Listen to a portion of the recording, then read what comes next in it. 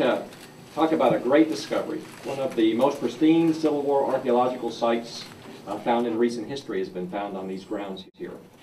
This is the site of former Camp Lawton, a Confederate prison camp during the Civil War. Well, before we ever came back here, there's a lot of research that goes on behind archaeology you never see. Before you stick a trowel in the ground, you do a lot of reading. And so we spent hour upon hour in the library at Georgia Southern and gathering research. And throughout August, up through December, January, we really didn't expect to find anything. It was only in February, once we actually got boots on the ground and started working, that we had that eureka moment.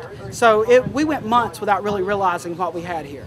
You can see we've got a number of artifacts here. This is just the tip of the iceberg about what we believe is here at Camp Lawton. We're going to have those artifacts presented at the museum on campus. All the Georgia Southern students and our friends and supporters and alumni can have a chance to come out and see this fantastic discovery. Later that very same day, I found another artifact, and it's my favorite artifact. It's the improvised pipe. And it's different.